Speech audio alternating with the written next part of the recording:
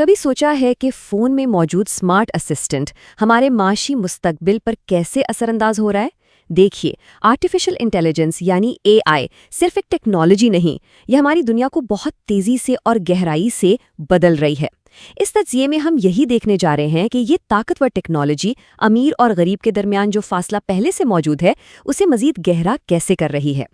تو سب سے بنیادی سوال یہی اٹھتا ہے، کیا ٹیکنالوجی واقعی ہماری دنیا کو زیادہ غیر مساوی بنا رہی ہے؟ چلیں اس تحقیق کی مدد سے اس سوال کی تہہ تک پہنچتے ہیں۔ اچھا، تو آئیے اس میں گہرائی میں اترتے ہیں۔ سب سے پہلے تو اے آئی انقلاب کے پیمانے کو سمجھنا ہوگا۔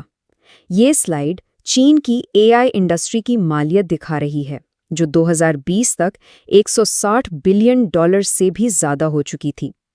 لیکن یہ صرف ایک نمبر نہیں ہے، یہ اس معاشی سونامی کا اشارہ ہے جو پوری دنیا کو اپنی لپیٹ میں لے رہا ہے۔ اب اس کے اثرات کو سمجھنے کے لیے سب سے پہلے تو یہ واضح کرنا ضروری ہے کہ اس نئے اے آئی کے دور میں امیر اور غریب سے آخر مراد کیا ہے۔ یہ تحقیقی مقالہ ایک بالکل واضح فرق بتاتا ہے۔ اس نئے دور میں امیر وہ نہیں جس کے پاس صرف پیسہ ہو، بلکہ امیر وہ ہے جو اے آئی کو سمجھتا ہے، اس پر مہارت رکھتا ہے اور اسے استعمال کرتا ہے، اور غریب وہ ہے جو اس دوڑ میں پیچھے رہ گیا ہے۔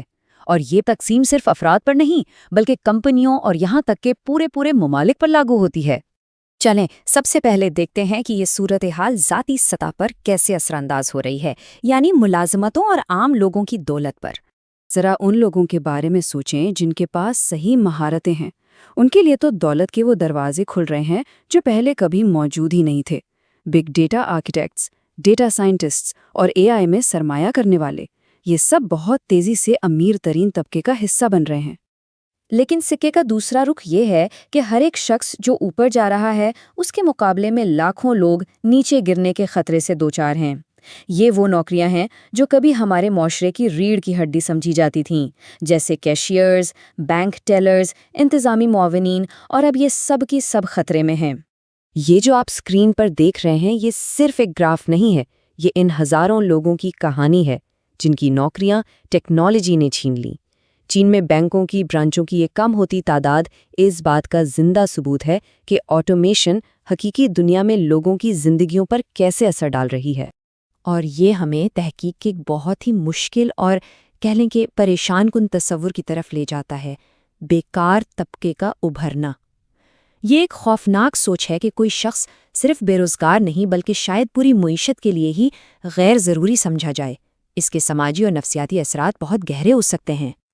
اچھا، اب افراد سے نکل کر ذرا بڑی تصویر دیکھتے ہیں کہ یہ سب کچھ کارپوریٹ دنیا میں کیسے کام کرتا ہے، جہاں جیتنے والا اکثر سب کچھ لے جاتا ہے۔ یہ سلائیڈ ایک بہت ہی تشویشناک حقیقت کو ظاہر کرتی ہے۔ اے آئی کی طاقت چند گنی چنی کمپنیوں کے ہاتھوں میں سمٹ کر رہ گئی ہے۔ آئی بی ایم، مائکروسافٹ اور سیمسنگ جیسی کمپنیاں اس ٹیکنالوجی پر تقریباً مکمل کنٹرول رکھتی ہیں۔ اہم نقطہ یہ ہے کہ اے آئی کی ریسرچ پر جو بھاری لاگت آتی ہے اور پھر پیٹنٹس کی ملکیت، یہ سب مل کر ایک ایسا چکر بناتے ہیں جسے توڑنا تقریباً ناممکن ہو جاتا ہے۔ امیر کمپنیاں اور امیر ہوتی جاتی ہیں، جبکہ چھوٹی کمپنیاں مقابلے کی دوڑ سے باہر ہو جاتی ہیں۔ ایمیزون کی مثال لے لیں، وہ ہمارے ڈیٹا کو استعمال کر کے نہ صرف ہمیں وہ چیزیں بیچتے ہیں جو ہم خریدنا چاہتے ہیں، بلکہ اپنے پورے سسٹم کو اتنا مؤثر بنا لیتے ہیں کہ کوئی اور ان کا مقابلہ ہی نہیں کر سکتا۔ یہی ڈیٹا انہیں ایک ناقابل شکست برتری دیتا ہے۔ اور اب آخری بار چلیں اس سے بھی بڑے پیمانے پر دیکھتے ہیں اور یہ دریافت کرتے ہیں کہ یہ تکنیکی فرق عالمی سطح پر یعنی ملکوں کے درمیان دنیا کو کس طرح نئی شکل دے رہا ہے۔ اس عدم مساوات کو ناپنے کے لیے ماہر معیشت گنی کوفیشنٹ نامی ایک ٹول استعمال کرتے ہیں۔ یہ 0 سے 1 تک کا ایک سادہ سا اسکور ہے جو کسی ملک کے اندر آمدنی کے فرق کو ماپتا ہے۔ اسکور جتنا 1 کے قریب ہوگا، معاشرہ اتنا ہی غیر مساوی مانا جائے گا۔ تو نتیجہ کیا ہے؟ ایک عالمی تقسیم۔ ایک طرف وہ ترقی یافتہ ممالک ہیں جو ٹیکنالوجی کی وجہ سے اور امیر ہو رہے ہیں، اور دوسری طرف ترقی پذیر ممالک ہیں جو مزید پیچھے رہ گئے ہیں۔ یہ ایک نئی قسم کی عالمی عدم مساوات ہے جس کی بنیاد ٹیکنالوجی پر رکھی گئی ہے۔ تو افراد، کمپنیوں اور ملکوں پر ان گہرے اثرات کو دیکھنے کے بعد ہم کس حتمی نتیجے پر پہنچتے ہیں؟